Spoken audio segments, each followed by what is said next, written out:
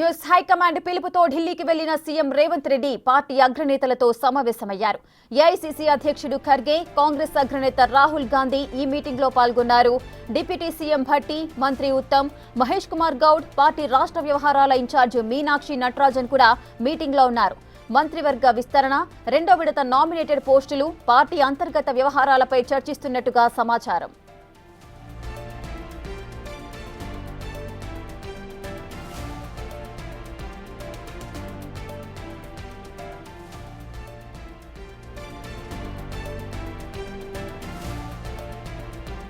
AICC పెద్దలతో CM Revanth Reddy భేటీ అయ్యారు. దీనికి సంబంధించిన పూర్తి డీటెయిల్స్ మా ప్రతినిధి శివ లైవ్ లో అందిస్తారు.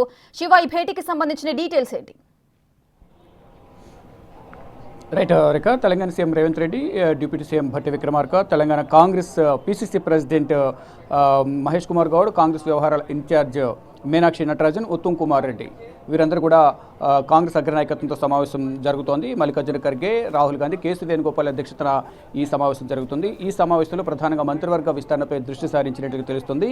ఈ సమావేశంతోనే మంత్రివర్గ విస్తరణపై స్పష్టత అవకాశం అయితే కనిపిస్తోంది. దీనితో పాటు రెండో విడత నామినేటెడ్ పోస్టుల భర్తీకి సంబంధించి కానీ పార్టీ అంతర్గత విషయాలపై ప్రధానంగా చర్చించినట్లుగా కూడా చర్చ కొనసాగుతున్నట్లుగా కూడా తెలుస్తుంది. దీనిలో భాగంగా మరోవైపు ఇటు ఏదైతే ఎన్నికల సమయంలో ఇచ్చిన హామీలు, అమలైన హామీలు, పెండింగ్లో ఉన్న హామీల గురించి కూడా ప్రధానంగా చర్చిస్తున్నారు. ఇటు ఎస్సీ వర్గీకరణ, బీసీ రిజర్వేషన్, కులగణన ఈ అంశాలపై కూడా ఈ సమావేశంలో సుదీర్ఘంగా ఈ కసరత్ అయితే చర్చ అయితే కొనసాగుతోంది. అయితే ఈ ఢిల్లీ పర్యటనలో ప్రధానంగా గత కొంతకాలంగా ఎవరైతే మంత్రివర్గం గురించి ఆశావాహులు ఎవరైతే ఉన్నారో ఉత్కంఠగా ఎదురు చూస్తున్న వారందరి కోసం కూడా ఇప్పుడు ఒక స్పష్టత వచ్చే ఒక న్యూస్ అయితే అధిష్టానం ప్రకటించే అవకాశం అయితే కనిపిస్తోంది. అంటే ఇప్పటికే అందరూ కూడా ఎంతో ఉత్కంఠగా ఎదురు చూస్తున్నారు, ఎప్పుడు మాకు పిలుపు వస్తుందా అంటూ కూడా వారందరూ కూడా ఆతురతగా ఎదురు చూస్తున్న పరిస్థితి కనిపిస్తుంది. ఇటు రెడ్డి సామాజిక వర్గం కానీ అటు అన్ని సామాజిక వర్గాల వారికి కూడా న్యాయం చేసే విధంగా ఈసారి మంత్రివర్గంలో చోటు కల్పించాలనేది కూడా భావిస్తూ ఉన్నారు.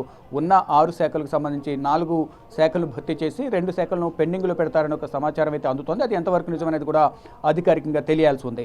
ఇక ఎవరైతే ఎమ్మెల్సీ కానీ ఎమ్మెల్యే టికెట్లు ఆశించి భంగపడిన వారు ఎవరైతే ఉన్నారో కార్పొరేషన్ చైర్మన్లుగా వారికి నియమించే అవకాశం అయితే కనిపిస్తోంది. అటువంటి వారికి సంబంధించి కూడా కొంత లిస్ట్ కూడా ఫైనల్ అయినట్టు తెలుస్తుంది. దానికి సంబంధించి అధికారికంగా ప్రకటించబోతున్నారు.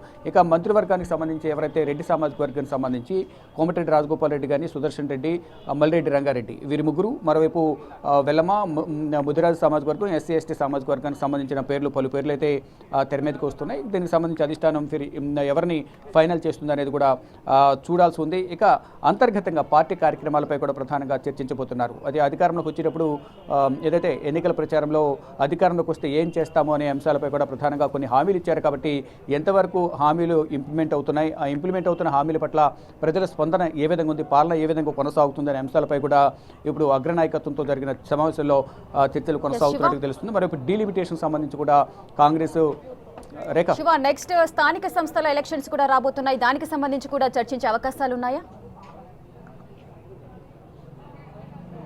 రైట్, డెఫినెట్గా స్థానిక సంస్థలకు సంబంధించిన అంశాలపై కూడా ప్రధానంగా ఎన్నికలకు సంబంధించి కూడా చర్చకు వచ్చే అవకాశం అయితే కనిపిస్తుంది. దానికి సంబంధించి కూడా ఎటువంటి వ్యూహాలతో ముందుకు వెళ్ళాలి అనే అంశాలపై కూడా అగ్రనాయకత్వం ఇటు రాష్ట్ర నాయకత్వానికి సీఎం రేవంత్ రెడ్డి బృందానికి దిశానిర్దేశం చేసే అవకాశం అయితే కనిపిస్తుంది. కొన్ని సూచనలు కూడా చేసే అవకాశం అయితే కనిపిస్తుంది. సమన్వయంగా అందరూ కూడా ఒక కోఆర్డినేషన్తో ముందుకు వెళ్ళాలి. ఏ విధంగా అయితే అసెంబ్లీ ఎన్నికల్లో పనిచేసి పార్టీని అధికారంలోకి తీసుకురావడానికి ఏ విధంగా అయితే పనిచేస్తారో అదేవిధంగా సంస్థాగతంగా కూడా కార్యకర్తలను బలోపేతం చేసుకుంటూ వారందరినీ కూడా కలుసుకుంటూ వారికి మేమున్నామని భరోసా కల్పించుకుంటూ ముందుకు వెళ్ళాలి.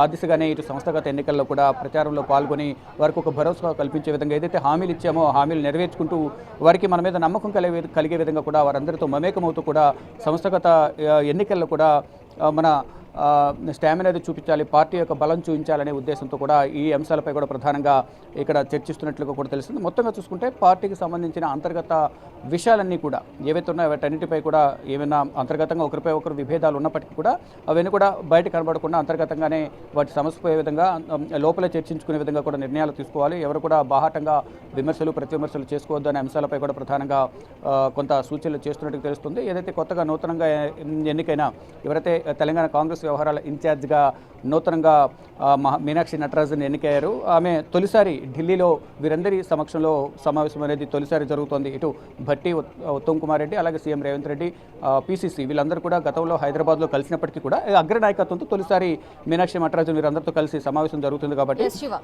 దాని గురించి కూడా ప్రధానంగా మీనాక్షి నటరాజన్కు సంబంధించి కూడా కొన్ని సూచనలు కానీ సలహాలు కొన్ని ఇచ్చే అవకాశం కనిపిస్తుంది. మొత్తంగా చూసుకుంటే అందరి సమిష్టి కృషితో పార్టీని బలోపేతం చేయాలి, ప్రతి ఎన్నికల్లో కూడా విజయం దిశగానే అందరూ పనిచేయాలనేది దిశానిర్దేశం చేయబోతున్నారు. ఇక మంత్రివర్గ విస్తరణకు సంబంధించి ప్రధానంగా ఒక స్పష్టత వచ్చే అవకాశం అయితే కనిపిస్తుంది. శివ, అయితే ఎమ్మెల్యే కోట ఎమ్మెల్సీ పదవుల విషయంలో కూడా చాలా మంది ఆశావహులు నిరాశ చెందిన పరిస్థితులు నెలకొన్నాయి. ఈసారి రెండో విడత నామినేటెడ్ పోస్టులకు సంబంధించి ఎటువంటి జాగ్రత్తలు తీసుకునే అవకాశాలు ఉన్నాయి?